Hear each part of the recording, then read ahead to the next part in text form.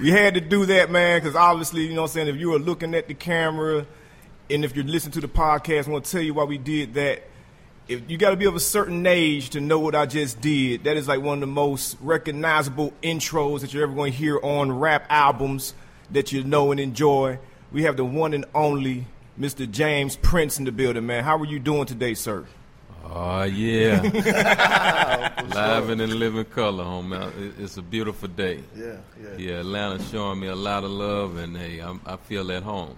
No doubt. Now, I don't know if you've ever heard the show before, but you've been on a press tour. You done did every show that should be done, so we appreciate you including us. But we will not be asking you the same questions that everybody else asks you. And it won't be no rap beef questions. Won't be none of that shit. We going to get into, you know, what Jay Prince is all about, man. 100%. So, you know, we start off currently, man. It's crazy. Like, we woke up this morning to hear about the suicide of Anthony Bourdain from, you know, what's the name of CNN? What's the name of the show on CNN? No parts. Y'all know Parts Unknown. Parts Unknown. So, Kate Spade, you know, committed suicide earlier this week, and in the book, you know, you talk a lot about, and the book is The Art and Science of Respect. Yeah, James Prince. You talk a lot about just dealing with adversity, dealing with depression, dealing with attacks on you. How are you able to keep your head up and fight through all of these things? Because, you know, a lot of us deal with this stuff but don't know how to really deal with it. And as you see, some people, they can't take the torment no more, and they just, you know, they end it. But how have you dealt with it and been able to overcome all those things that you've dealt with? Yeah. First of all, let me say suicide is a permanent solution to a temporary problem. Straight up. You know what I mean? So we ain't got to go out that way because it's temporary. Yeah. But you know what I mean? Once you cross that line, it's a permanent solution to a temporary problem. You know, me and my foundation is a spiritual foundation that keep me, you know what I mean, glued together. So therefore, you know, when you have a foundation where you believe and connected with the Almighty, you know, I don't come to the point where I want to, you know, jump out a window or fall apart and throw in a towel and give up. So, you know, my advice is to, you know, tap into something that's alive, that's solid, and in the midst of the storms, you know, you won't feel that way, because everybody know, if you don't know, in life, you're either in a storm, just got out of a storm, on your way to a storm. Well, so understand that all the storms are temporary, and hold on. Like, when would you say you kind of came to that realization? Because, you know, a lot of folks, like, they obviously aren't born thinking like that. You know what I'm saying? Just like, when would you say you came to that realization? Because, you know, like you say in the book, and as your story is well documented, like you, I mean, hell, like, life started off for you pretty damn crazy. You know what I'm saying? Yeah. So when did you come to that realization to have that foundation, man? Well, you know, I think as parents, we have to, you know, share that foundation with our kids, because that's what happened to me. You know what I mean? In my book, I mentioned, you know, my mother put me on a bus. You know what I mean? It was a church bus, you know, to go to church. And that ride, you know what I mean, going to the church and listening to that preacher, he was a 10th grade dropout. His name was C.L. Jackson. You know, the man, you know, I was able to grab some life-changing moments, you know what I mean, just from his words.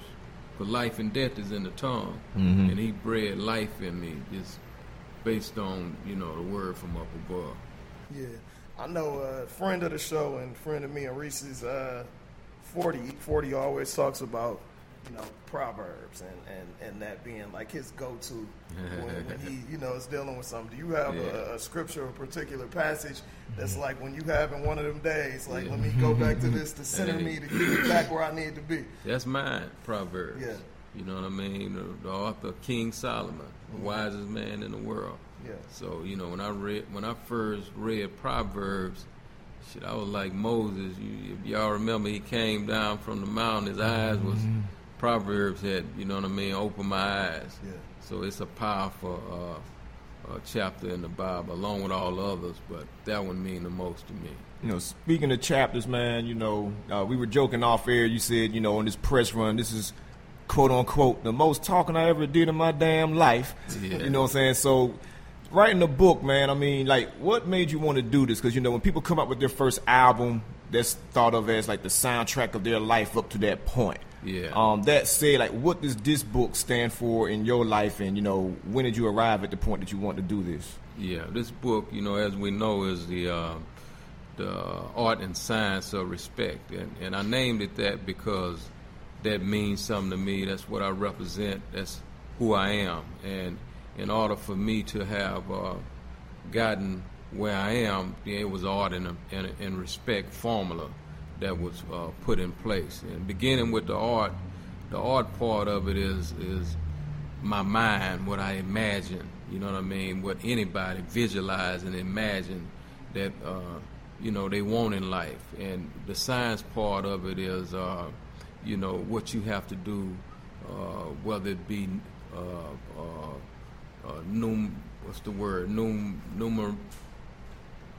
Numerical? Numerical. All right. Whether it's numerical or just knowledge, you know what I mean? Right. You know what I mean? To accomplish, you know, that you envision. It's almost like faith without works is dead. Right. You know what I mean? So, yeah, I named it that and centered it around respect because everywhere I go around the world, you know, I'm asked different questions. How did you do this? How did you accomplish this? How did this happen? You know what I mean? What's the blueprint where this is concerned? And in my book, you know, I've begun, you know, with my wins, my losses, everything that happened in between. And I poured, you know, all of my wisdom, knowledge, and understanding in there from personal experiences and different blueprints and techniques, how I've done and accomplished different things that I feel would be answers to a lot of the questions that was asked of me. Right. You historically, you know, you kind of mentored a lot of the moguls that were under you, people that wanted to start labels, particularly in the South, whether it be the Tony Drapers, you know, the Babies, Master P, whatever. I'm sure people come to you, like you said, with questions all the time. Do any of the younger cats that are in younger, sort of, but you know what I'm saying, in the last 10 or so years, people that have come up, you know, the 50s, the Top Dogs, whatever, have they come to you for advice, or when they see you, you know, ask you questions as being kind of like the OG of the independent movement? Yeah, all the time. I'm about to have a meeting with the homie P, who, you know, over the Amigos. Yeah, QC.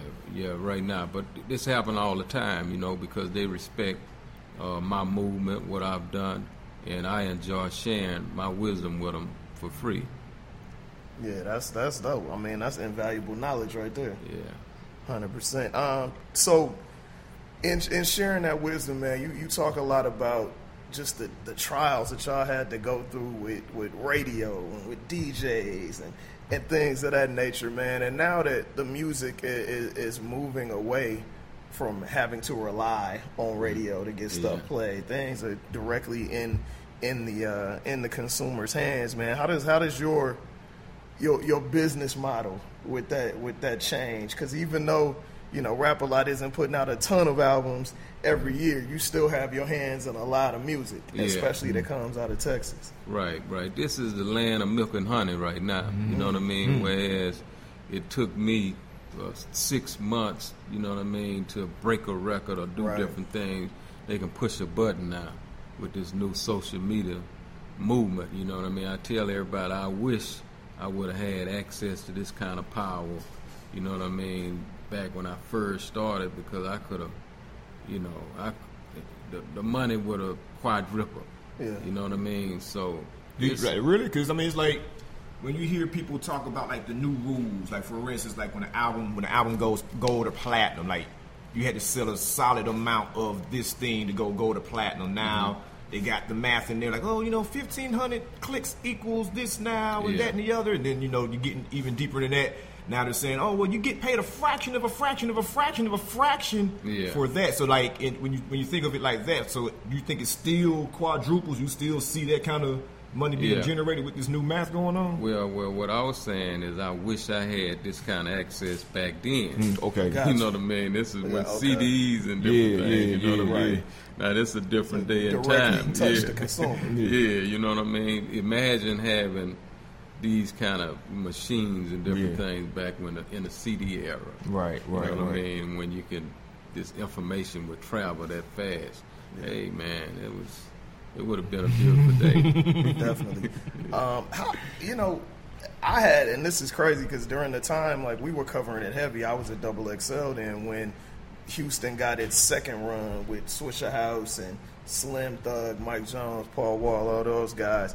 Yeah, I had no idea whatsoever that you were part of that deal as well, man. Like, how involved are you in these behind-the-scenes deals with music, especially coming out of Texas? Well, definitely out of Houston. You know, I even, like, when I went into the deal with Asylum, I structured my deal that you can't touch nothing in my backyard that I can't be a part of. You know what I mean? And that was, I knew, that's part of being a visionary. You know what I mean? I knew when I made different moves, people were going to follow my moves. Right. So therefore, since I knew that, I told Asylum I need a piece of Asylum and, you know, anything that come out of the backyard, you know, down anywhere in Texas, I got to be down with it. At least I got to have the first option. To decide if I want to be down with it or not. And when Swisha House came on the radar, you know, it was already understood. They brought it to me, and therefore I went directly to them. And if you notice, I named that chapter Penny Wise, Dollar Dumb. You know what I mean? I kind of hated to name it that, but I had to be real with the people, right? So I had a meeting with them and make a watch them, and I told them, I said, hey, man, I have a distribution deal and marketing deal with Asylum. I say, now, y'all come on and let's do a 50-50 deal where you can get 50%. We give them the fee, you know what I mean, the marketing distribution fee. Because I wanted the homies in the backyard with me to eat. Right. You know, these guys decided that they didn't want to do that deal with me and went, you know, out the back door, around to the front door, and told Asylum, we want to do a production deal with y'all. Okay, it was already understood with Asylum that, okay, well, we're going to do the 50-50. Right. You know what I mean? And, you know, my heart went out to them brothers, you know, on payday because, you know, they didn't snap until payday came or the mistake they had made. Right. You know what I mean? I was supposed to have been chopping that bread up, them millions up with them. But there it is, me and Asylum chopping it up. Did that happen with a lot? Because that's the thing I was going to follow up with, you know. I can kind of see where they're coming from, where they're like, hey, man, we built this thing up. This company's knocking on our door. Oh, man, we got to cut this person in. No, we should just go directly with you, not knowing what your motive might have been at the time. You know what I'm saying? So it's like, did you get a lot of pushback when guys were signing with that company? And they're like, hold on, man. Jay wasn't in the studio with me making this song. Why do I have to do that with him? Like, was there a lot of like pushback from that situation? You know, I didn't. It was that's the thing that surprised me because they told me we want to do what you've done. Okay. I say, well, who better can show you what I've done than How me? to do it? You know what I mean? And then the reality is, it's real clear what I offer, and it's real clear what you sign. You know what I mean? So sometimes, believe it or not, you know, some people feel better doing deals with white people than they do with black. That's what I was gonna say. The white man's water is a little colder. That's just how it is. You know what I mean? I'm glad I never had that illness or that disease, but it exists. 100%. Were you at all surprised that that run in Houston didn't last longer during that period? No, I wasn't surprised, and you know, I was at the forefront blowing the horn trying to motivate these dudes to I remember the Source cover. With all of the art, they shot that at your ranch, right? Right. So I'm trying to tell them we got the spotlight on the city. Perform. You know what I mean? Go in the studio versus saying I done start a grill company, all your attention on grills. Y'all done started clubs, you know what I mean? Everybody want to be in the club, nobody in the studio producing while the spotlight is on. So bam, Miami, Atlanta, opportunity. Right. You know what I mean? And as you know, y'all been having it out here in Atlanta, and you know what to do with it. They ain't trying to let it lead the city. Yeah, the ball has been here for a minute. Yeah. The ball has definitely been here for a minute. What do you think about some of the newer artists coming out of the city that don't necessarily sound like that traditional sound, i.e. like a Travis Scott that's from, Missouri City? What's your thoughts on that? I like that. You know what I mean? I was so glad to hear something different than the screwed up sound and all that kind of stuff. To me it played out. You know what I mean? And at some point you have to evolve. Everybody can't follow, you know what I mean, the same thing. So Travis, I tip my hat to him for what he stepped out and done. Cool. So like getting back to the book a little bit, was it a hard process sharing some of these things? Because like you could tell, at least I'm kind of privy to it, but at some moments in the book, it's like you're like, all right, Jay went in on that part. Then some parts is like, okay, that sounds like something I'm just going to ask that man next time I see him because he's obviously not trying to print that. You know what I'm saying? So it's like, what was the process like, and how did you choose like what you want to share, what you want to leave out, and was it difficult opening up? You know what I'm saying? Because in the editing process, your editors are always saying, "Bro, you get to elaborate on that, please add more to that." Yeah. Well,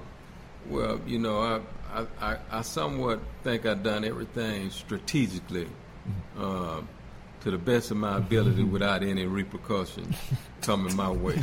You know what I mean? So there's an art and a science to, how you even do that. Yeah. And, we can talk about it. If it's something that I can talk about, y'all ask me right now. Yeah. Freedom is important. 100%.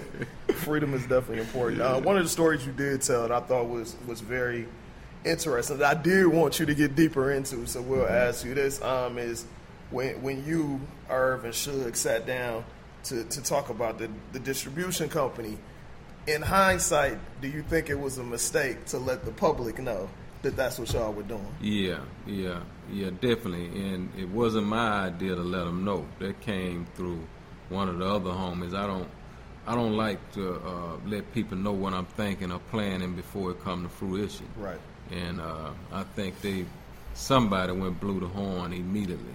Yeah. And it would seem to be downhill from there. That's obviously when the investigations came, and it might have been a coincidence, but it probably wasn't. Yeah. No, more likely it wasn't than was. Right. Yeah. Now that music, and we talked about earlier, is primarily digital and easier to distribute. Why do you think it is that we still, even though you cutting out a lot of the P&D, you cutting out a lot of that, why do you think we still haven't seen a black-owned distribution outlet that's pushing things in a major way? Because that take a strong mindset to want to go there. You know what I mean? And it also take a sacrifice to do it. It's every now and then you see these different mind frames that you know what I mean come about that's willing to challenge the odds and want to engrave a blueprint that hasn't been done before. And that's something I wanted to do. I didn't really see or was motivated by nobody else to do the independent thing the way I done it. It's just something I felt, in my bones, I wanted to do it that way. You know what I mean? Because I was inspired by Russell Simmons, their movement back then, but we know they wasn't independent. Right. You know what I mean? I had a mind frame and a mentality. I'm like, I done had practice in the streets with doing a lot of different things, so I can't do it the way y'all done it. Right. So, and honestly, I mean, even back then, it wasn't really an option coming out of Houston. Yeah. To partner up with some of these folks. Yeah. Well, actually,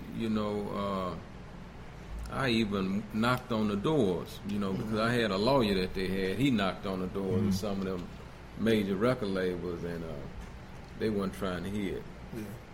Did you ever, I mean, you guys dealt with all kind of stuff with deals with majors and distributors not wanting to put out the product, and then, you know, Ice-T having issues with Cop Killer and that falling back on y'all. Did you ever think that you would see the day where rappers can pretty much say whatever the hell they want to say and it gets on everything? Man, you know, no. I didn't see this was coming. Even with radio, everything goes down. You know what I mean? They fought me tooth and nails, man, on shit. It's a word like shit. You know what I mean? And now, you know what I mean, any and everything goes. So I didn't see this one coming.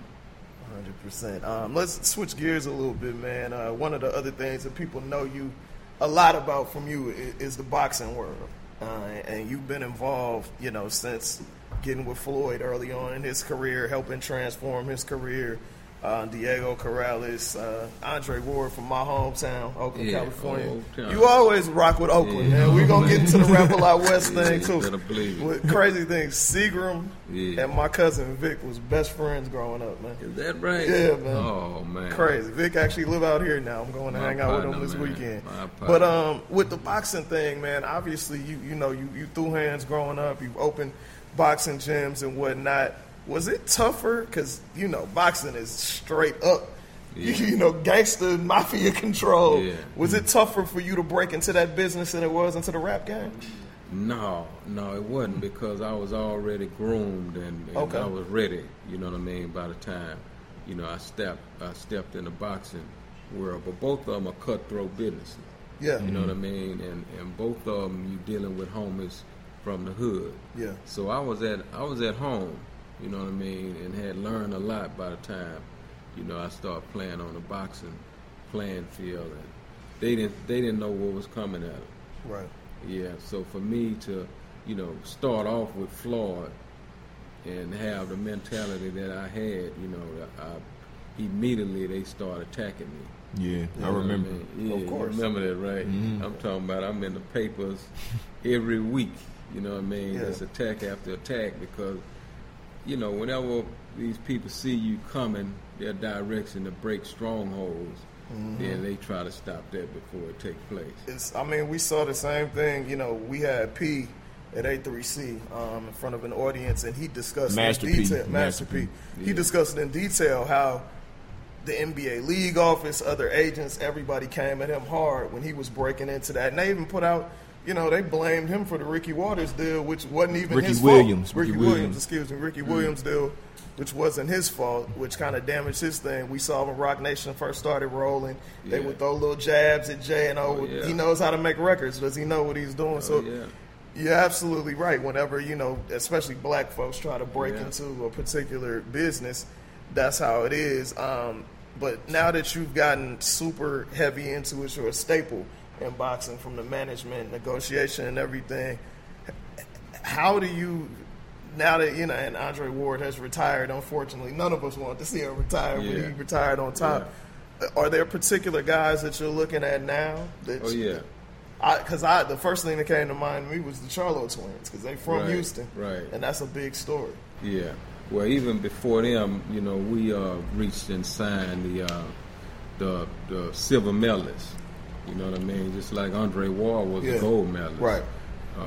Shakur Stevenson is a silver medalist. He's a beast. And he's with us. So, you know, a lot of the focus is on him right now. But, you know, as far as the Charlo twins, they definitely on my radar. And definitely Crawford.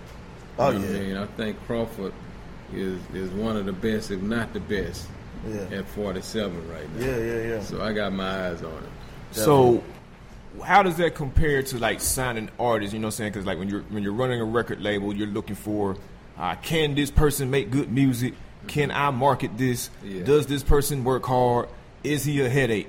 What things are you looking for in boxers before you bring them in your stable? Are you looking are you looking at guys like, okay, I know you lost 4 times, but I saw something in you. Or do they have to be, you know, undefeated to even have a conversation? Do you have to see them go in the gym a certain amount of times a week? You know what I'm saying? Like, what are you looking for in boxers the same way that you look at for in rap artists? Well, let me agree with you on everything you just said. It's the same thing. You know what I mean? You're looking for those same ingredients. See, those are ingredients of success, what you just said. You know what I mean? And them ingredients apply to everything. So you're looking for those same things, but you know, you have to also be able to have an eye and a gift for knowing, you know, is this guy elite or not? Because you got a lot of fighters, and me myself, I like to work with the elite because there's so many fighters. If you take on jobs from, you know, everybody that, you know, extend the invitation, you overload it. So I'm trying to pick the cream of the crop. And that's a work ethic, that's a lifestyle, that's different from artists. A boxer have to live a clean lifestyle. You know what I mean? All that drinking or smoking, that ain't gonna work in the boxing world. So unlike the music game, you know, they can get high and be creative and different things like that. Not in the fight. No, you get high, you might die. Yeah. I mean, you talked about the James Page thing. That story was heartbreaking, man. Yeah. For sure. Do you at all, and I know they're kind of on the come up a little bit, look at any of the female boxers? No, I've never really been interested in the female boxers. As soon as I saw her fight and like read her story, I think somebody you should take a look at is Clarissa Shields. Oh yeah, I'm familiar with her. I think y'all could do great work together. Yeah. Because she's a star.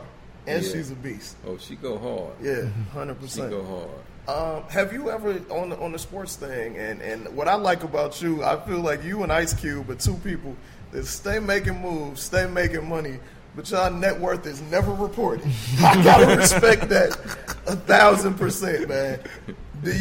Have you ever thought about investing in a professional sports team? Yeah.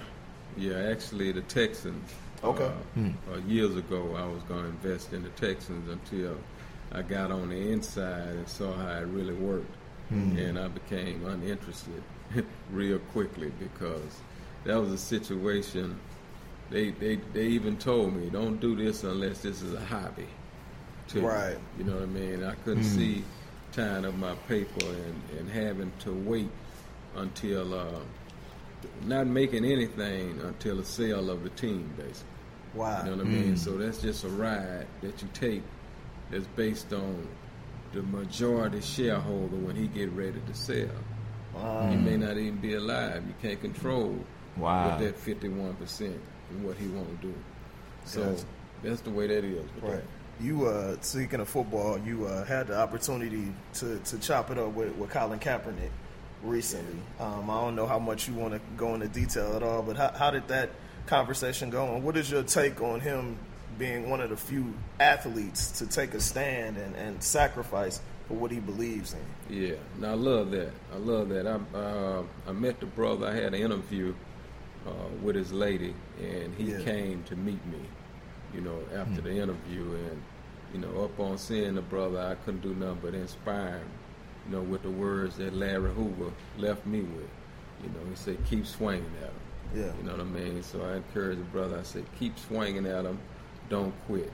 And he and I, you know, swapped information, and we plan on connecting in the future to, you know, do some things together, community stuff. Speaking of Hoover, not to get all the way off topic, but it's like,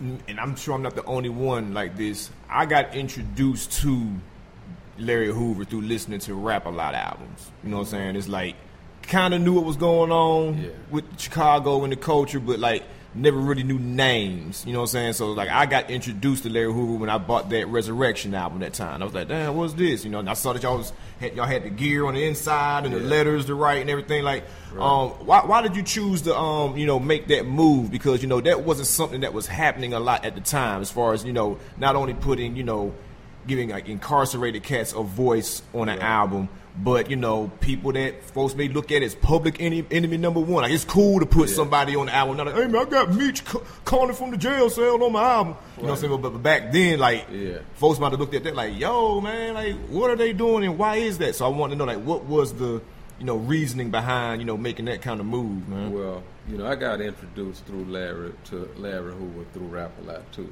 Okay. You know what I mean? Chicago was the first city that embraced us. Right. You know what I mean? They embraced us before anybody did. And, you know, a request came from him because he had studied me and he wanted to meet me. So I went in and I met the brother, and we was able to chop it up for a few hours, one-on-one, and in the midst of chopping it up with him, I realized his thinking ability. You know what I mean? I felt his spirit, and I'm like, oh, this brother is solid. You know what I mean? This brother can think.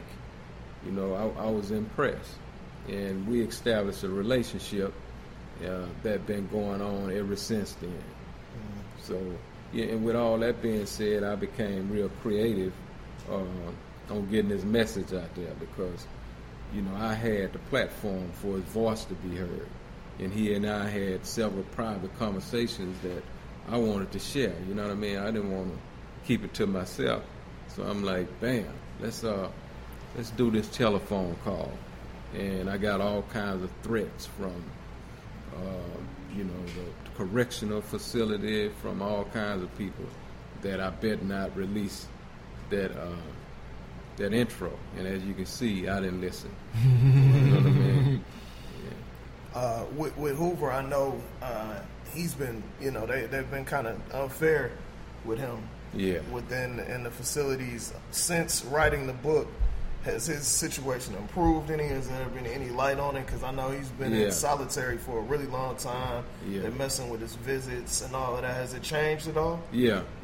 It has changed a little bit since the spotlight was put on it. Good. And we wanted to change even more. So we're going to put the high beams on the situation and keep applying the pressure.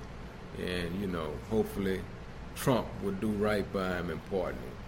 Yeah, well, so far it looked like Trump only pardoning dead black people. So far, he needs to pardon people that can use it right now. He just pardoned on the lady that all of a sudden Kim Kardashian came, you know what I'm saying? That was so bogus. There's been other people fighting for long to get that. He pardoned, I just came out today, he pardoned Muhammad Ali. Muhammad Ali ain't under no crime. Like, how you pardoning somebody that ain't been convicted or nothing? So he done that today? Yeah. Okay. Tripping. Well, you never know. I'm going to believe in him, Trump, if you're listening. This is a good one to pardon. Yeah, definitely.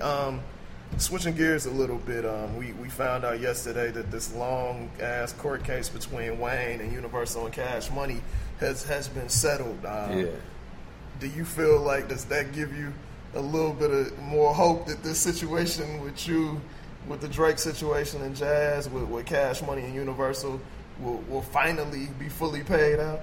Yeah, actually, that been happening. So I've been having hope. Okay. They just kind of announced it. But it's been a conversation that's taken place, and I'm happy.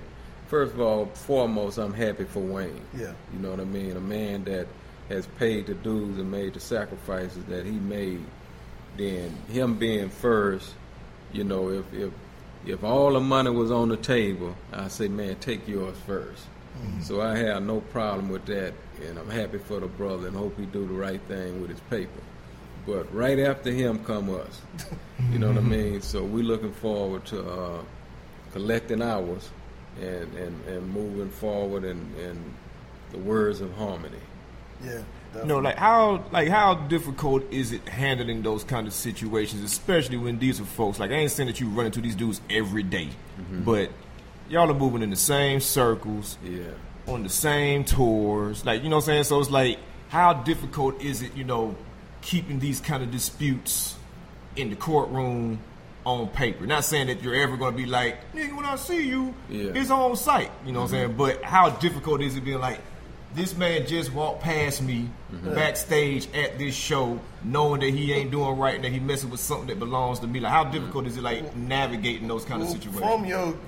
From everything we know, I don't think there's ever a conversation of when I'm going to see you, it's going to be on site. I just think it's on site when it happens. It is what it is. Yeah. Well, the tough part is when you, one, you inspire, one, you share your blueprint with, one, you know what I mean, you embrace as family, and, things like this take place. But you also have to not be narrow-minded in a situation. You also have to, think, what happened and do some due diligence to see what happened. Yeah. You know what I mean? Is this guy playing me like I'm weak, or is he on some sucker shit, or is he dealing with a situation where he got lost in the sauce himself through his own mistakes. Right. And it was more of that situation which caused me to not react another way. You know what I mean? It's almost like you just twist the money off. You know what I mean? Yeah. You just fuck the money off. Right. You know what I mean? And Hard to pay what you don't have. Yeah, and you done that based on decisions you made that you thought would go a certain way, and they didn't. So, you know, I sympathize with that to a certain extent, but, you know what I mean, I still got to have my paper. And they understand that, and it's going to be resolved. And we're going to do future business together. Of course. It's only right. Yeah. It's I'm only going to right. just get mine directly from the... Yeah. I'm sure shit got real when you went up there and audited the book. I'm sure it got real then.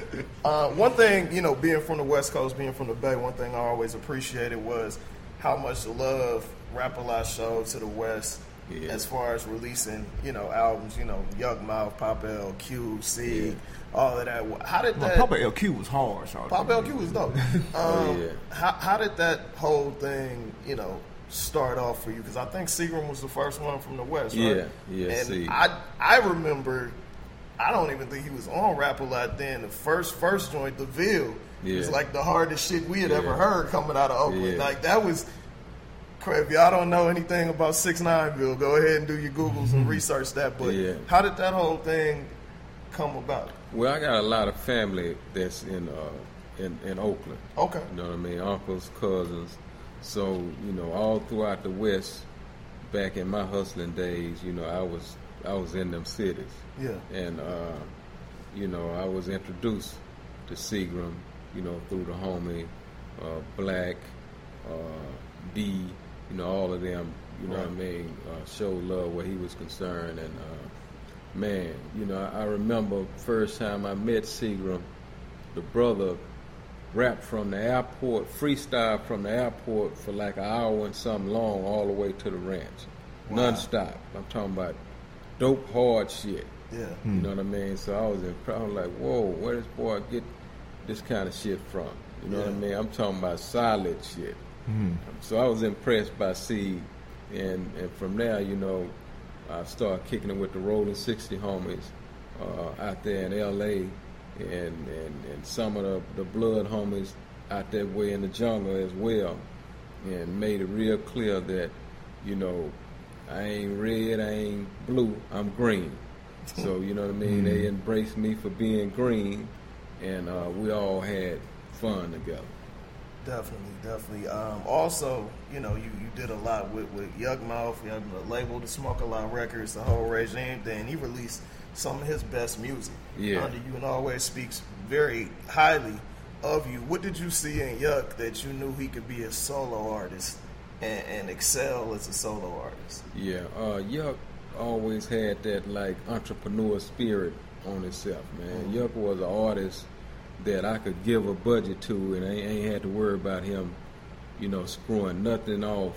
He brought it all back. You know what I mean? Just like he said he would. So he was someone who I trusted that won my trust, really. Right. And, you know, he was always a good dude. We had a lot of fun together. Since, you know, we're talking about Oakland, I'm from Atlanta, and, you know, what was your music and business relationship like with, like, artists in Atlanta? Because, correct me if I'm wrong, I think the only artist I've seen from Atlanta that was close to even being an affiliate of Rap-A-Lot was KB, who's from Decatur like I am, who used to rap with Devin a lot. You know what I'm saying? Yeah. So with Rap-A-Lot, relationships with Atlanta artists and Atlanta music, was it a thing where you looked at it like where I'm just focusing on Houston, Atlanta's over there, or was it a thing where it's like, you know, man, nothing over there really interests me. Ain't no reason for me to, you know, stick my nose over there. You know what I'm saying? Yeah, no, I think I actually signed a few artists from Atlanta. I was you know, I believed in embracing opportunity. I didn't discriminate. Okay. You know what I mean? I always thought Atlanta was dope. I'm trying to think of, I signed what Trio Town. Oh, Trioville. Yeah. You showed it. Okay, Trioville. Done something with Trioville. And it was a few other people. I just didn't nobody really popped.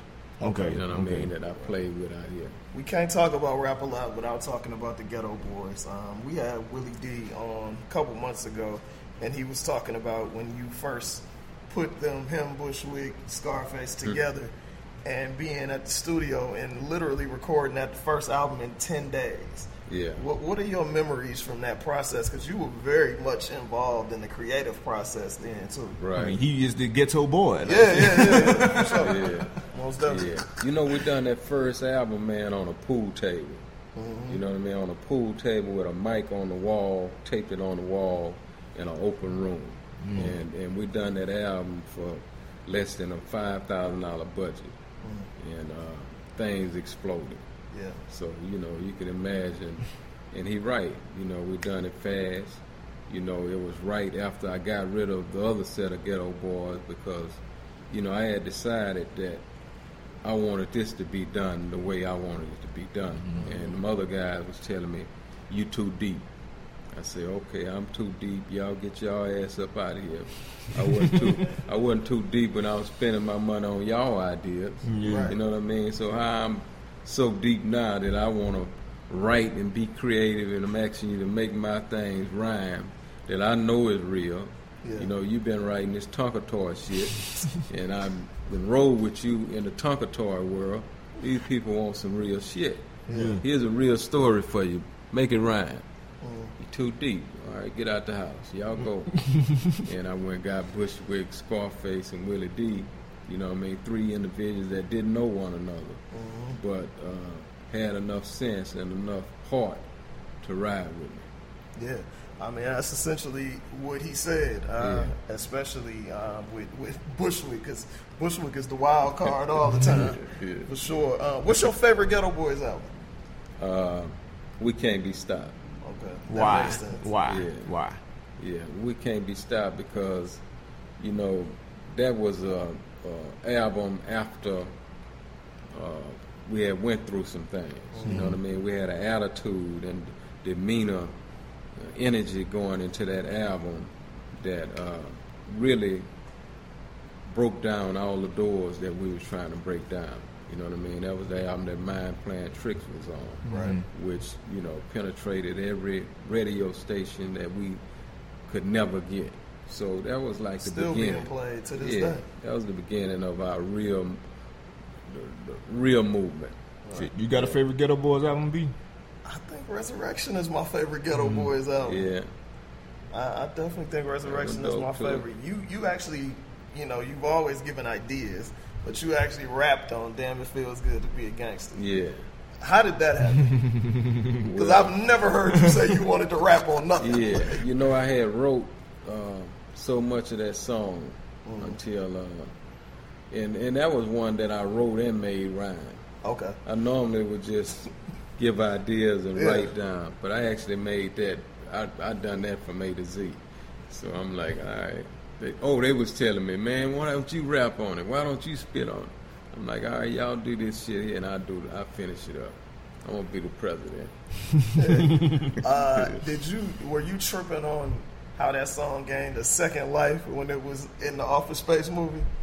Yeah, that was interesting. That was interesting. I wasn't tripping though because that was his paycheck. Yeah. Right. And yeah, it was all good. Yeah, it definitely came out of nowhere. I damn sure wasn't expecting that in the movie. I mean, they had like 2 Geto Boy songs in that movie. Yeah, they did. Yeah. But no, that shit made it. I think that made it a classic because it was very early in the movie. You was not expecting that at all. If y'all never seen Office Space, definitely go and watch that. Willie D also said, we asked him what is the percentage chance that we would hear another Geto Boys album. And he said 10%. Do you agree? Is it more or less in your mind? Yeah, I mean, you know, it depends if I was involved or not. It could go up to 100 if I was involved. We already know but that. I'm not involved. So, yeah, probably the chances are slim and none, and slim is out of town. Yeah. That's very unfortunate.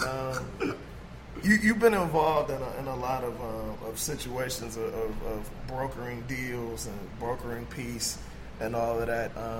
And you mentioned in the book that, you know, you did not want to be involved with brokering the situation between Puff and Suge in the East and that wasn't really East and West Coast, between Puff and Suge, because you didn't fully understand what was going on. You couldn't fully wrap your mind around it because you didn't feel like you was getting 100% of the truth. And you also said that you were very close to going to meet with Pac while he was in jail and working out business with him. Right. Is that one of those things that you still think about, like at times, like if you guys had done business together, if you would have been there to kind of guide him and keep him from wilding out, that he would still be here? Yeah, definitely around the time he got hit, you know what I mean? I couldn't do nothing but play that around in my mind over and over again because I was with him like a week or so before that happened. Right. And he asked me, man, come go out with me, come party with me. But my old man had just came home from jail. Yeah. I'm like, I got to go home, Pop. But, yeah, I played that around, man, because, you know, I saw so many things I would have done differently. Mm-hmm. You know what I mean? Even on that ride that night, you know, there's an art and a science to how you roll in the street with vehicles. Right. And if that was even used appropriately, nobody could have pulled up on him and got off on him like that. 100%. Very true. You was also, you know, very close to being one of the owners of Death Row Records. Right. What is that, you know, and obviously with having your hands in so many different businesses, there's probably a million things that you talk about Vanilla Ice in the book and how that should have been the thing. Yeah. What is the one deal that you really wanted to be a part of that did not happen? I mean, that Vanilla Ice one would have been a nice one. You're talking about 12, 13, 14 million records that sold that I missed out on. And, you know, it didn't have to be that way.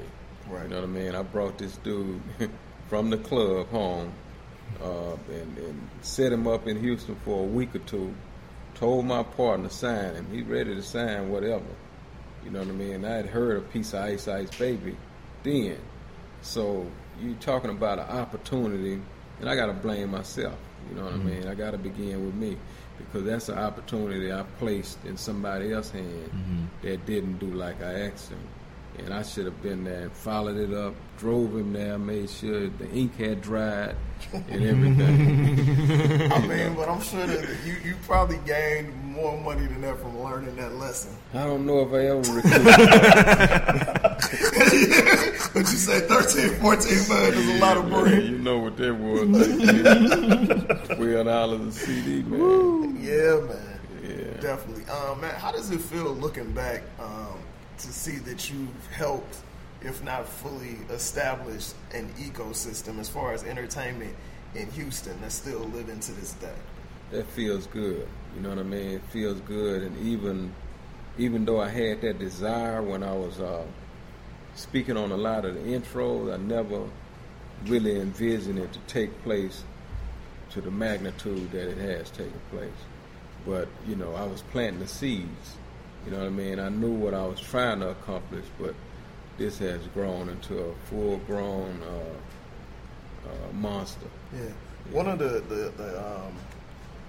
themes in the book from damn near beginning to end is your desire for serenity, which is, and in the rap game, in entertainment, it's normally hustle, bustle, big city living, yada, yada, yada. Yeah. What made you, what drew you to being in a serene place, being outside of that, being able to think and just open up your world to things that you really didn't necessarily grow up around?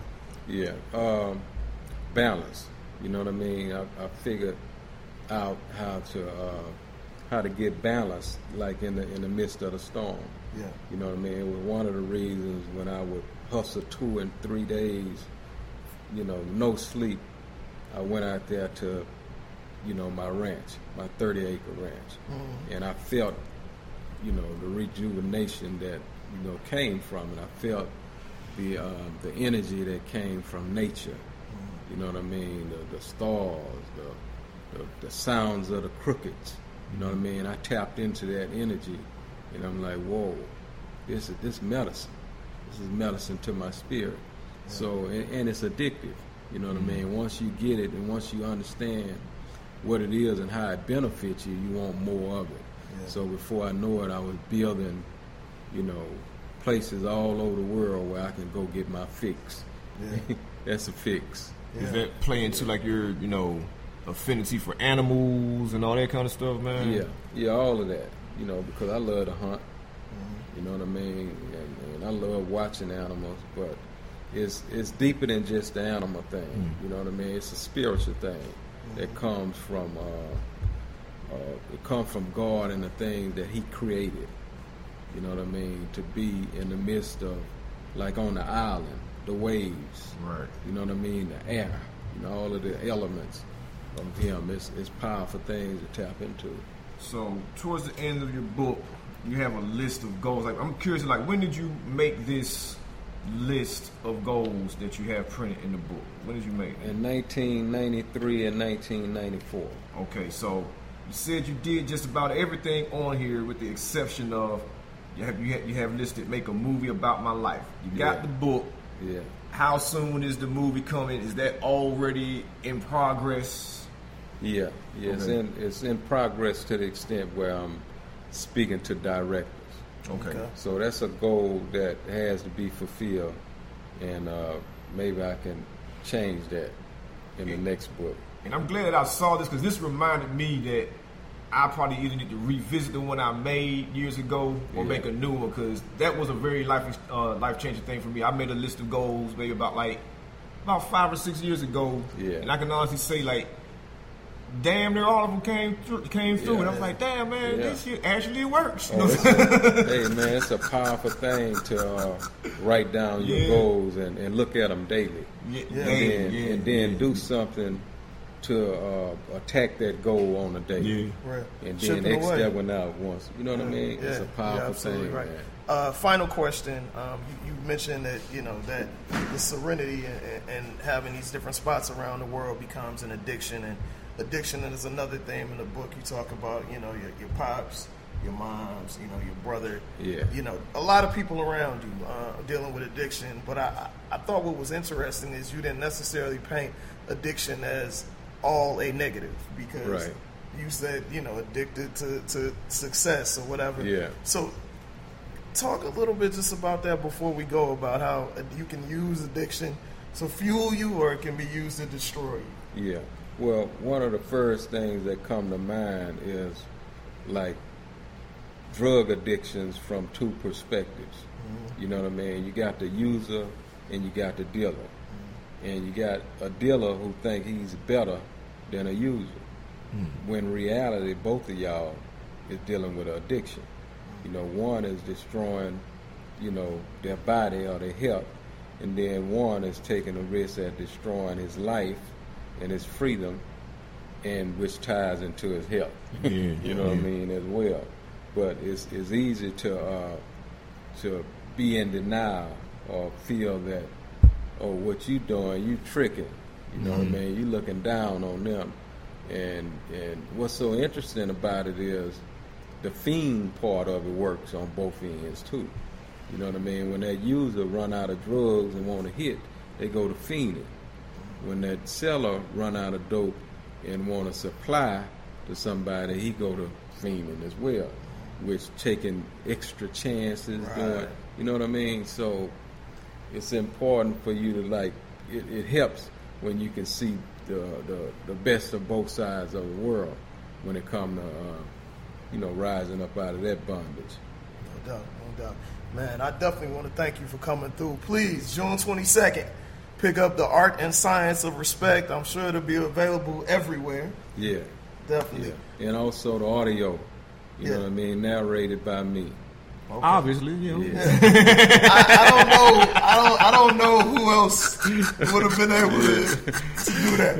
I don't think Morgan Freeman. I don't think anybody can deliver it like that. You didn't want to hear that at all.